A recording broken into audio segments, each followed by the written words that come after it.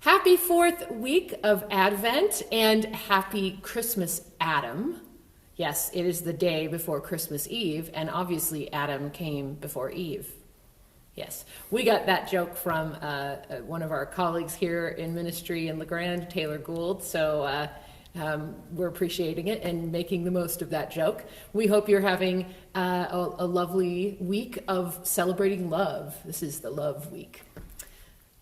We just recently sent out links for the online service for if those folks who are not coming to the in-person Christmas Eve service. And if you are coming to the Christmas Eve service, you enjoy it on Christmas Day or whenever, or forward it to some family and friends. It's been one of the interesting things about all this with the online stuff of how much we've learned. Things have been shared out there in the greater world.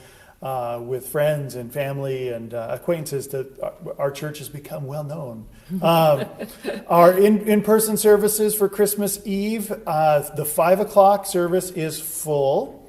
So there's still room in the 4 o'clock and the 6 o'clock. We ask you to RSVP. That link was also sent out, or call us or email us to get that information in. But know that, like I said, the 5 o'clock is full. We also are... we have places for cars to park, but let us know that you're coming because we don't want like a whole bunch of cars for people participating. We just need to know the number of people so we make sure we have enough spots. We're going to put some cones out. I am also going to experiment with having a live feed with the camera out there, but I don't know how well our internet goes out that far. At least during one of the services, I might just have it running the whole time, but I don't know yet. This will be experimentation. It's been the word of 2020. That's right. Okay. So in 2021, however, I'm going to be offering the Person You Mean to Be book study through Eastern Oregon Presbytery, and you can still sign up for that. 2 questions I've gotten recently is, do I have to be at all of the Zoom meetings, and can I just read the book on my own? And of course you can just read the book on your own. The Zoom meetings are chances for you to integrate, to work with other people in articulating what you've learned. However, they are by no means required, and I would be certainly happy for you to be reading that book along with all of us who will be reading it, whether or not you attend the Zoom meetings. Also, if you want to read the book on your own or with this group, I will be sending out some supplementary materials by email each week. The week before we have our Zoom meeting, you will get a packet of, it'll be an email packet of different links and supplementary things for you to use to work with the materials in the book. So if you want the supplementary materials, whether or not you plan to join us on Zoom, but you're reading the book, please let me know where you would like those emailed. So I need your email address to get so that you can get those materials from me. And I would love that sooner than later because I plan to send those out in the next couple of days. Speaking of the next couple of days and next couple of weeks, we're going to take the week after Christmas off, and the church office will be closed.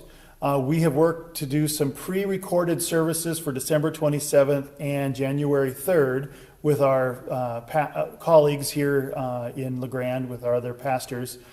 So we'll be sending out those links for people to be able to connect with worship. Probably Christmas Day we'll send out for the December 27th, and then the following week later for the January 3rd. But know that we are going to disappear. Well, we're not going anywhere, but we'll be out of the office and kind of taking a break from it's been a crazy year, and decided to take the last week off. We're going to be taking a deep breath. Taking a deep breath. Our worship committee is planning to meet after Christmas in the first week of January to assess coming back to in-person worship and when we might want to do that. We're going to be keeping an eye on what COVID in Union County looks like and being mindful of that. But I know some of you are ready to return, and we hope to do that again soon. So we'll keep you posted on that as soon as possible. Also, on January 17th, we will be having a congregational meeting. Mm-hmm. Now, the manner in which we will be having that is not yet clear. Most likely, it will be online, although we can also make some sort of combination of an online Zoom experience and, with a few people who need to be in person. That's also a possibility. So just put it in your thinking caps that we will be having a congregational meeting on January 17th. Yes. And finally, I got the chance to do another home tour, this time at Connie Ingerson's house, and Connie is a collector of nativities. So this is the perfect day, Christmas Adam day, to view the nativities at Connie's house. So you're going to be delighted. It was a joy to visit her home and see all the beauty that she felt delighted to share with us. And we look forward to celebrating the birth of Jesus Christ with you, whether it's in person out here on the yard or virtually. Merry Christmas. Merry Christmas.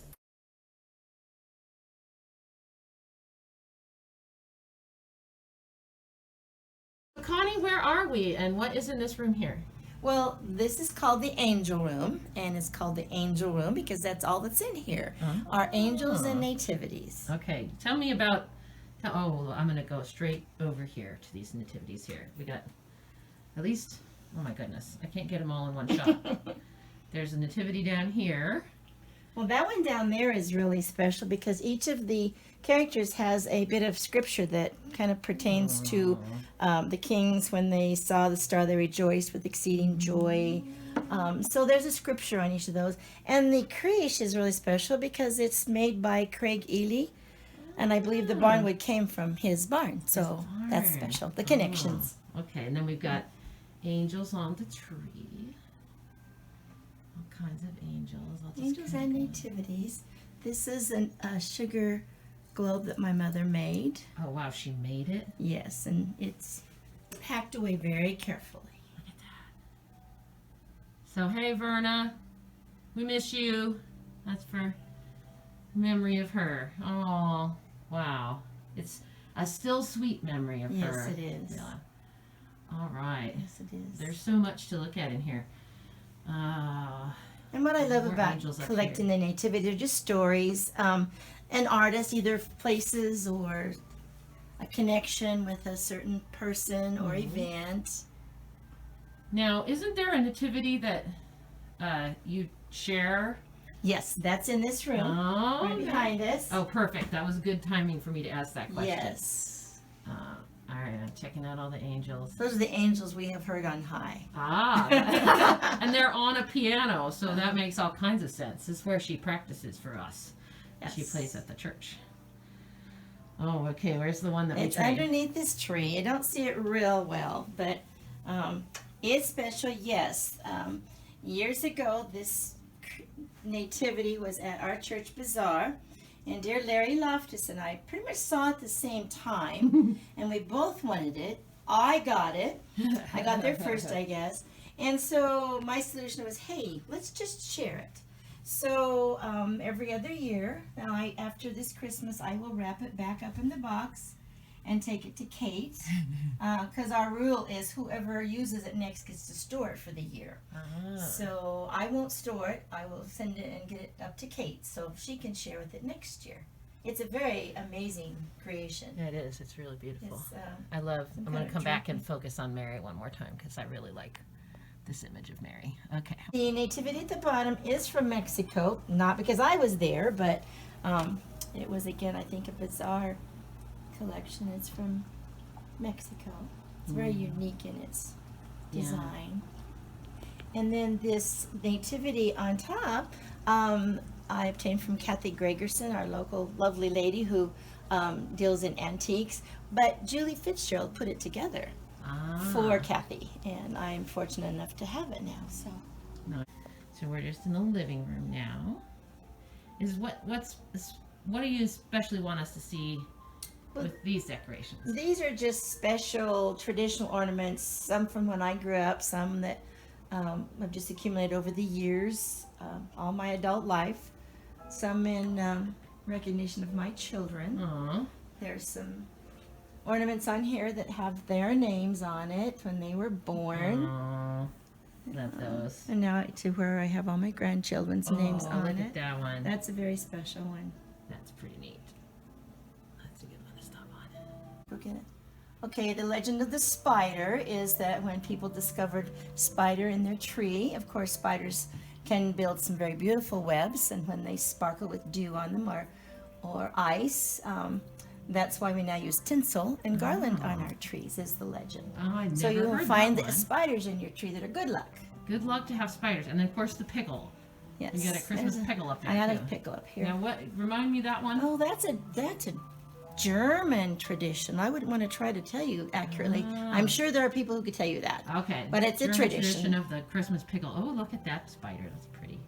Yeah. I'm not sure my kids would be okay with me putting spiders in This the was tree. a new thing I learned at some of the craft shows locally. So you just said this was one of the first ones you ever got. That I purchased for myself, yes. And I asked Connie, Just so beautiful. how many nativities do you think you have? Oh, I'd have to go back and count. Maybe 50 if you count the actual sets. Yeah. But there's nativities on the trees ornaments, and yes. This one's really old. This one was mine as a little girl's. But what's special about this is this was created over several years. I started out with a little bitty plastic Jesus made in Japan, and the little Jesus popped out of the manger, and my Mary was the first one.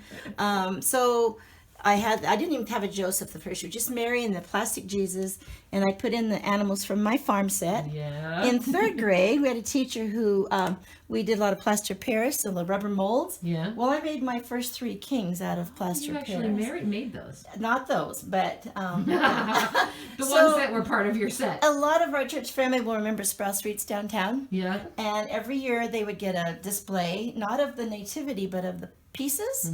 So you would go and you would choose the pieces that you were missing. And then as we learned the year that they were going to close, I was able to go, and Mom and Dad got me all the rest. Nice. So this is very old, and this is one I wouldn't part with. It's very Yeah. simple. There's no elegance about it, but That one's pretty it's special. Yes, yes. This is a beautiful nativity that Burbette's carved. Oh, nice. Yes, I would love to have a listing of what the different woods are that he created on All that. different kinds of look what little tiny. Little tiny pieces, the little sheep, and there's just Mary and Joseph, and the baby. Oh, and a cow and a sheep, and they just stay in this little tiny matchbox. That my granddaughter the day she says, "Grandma, what's in here?" So she discovered it.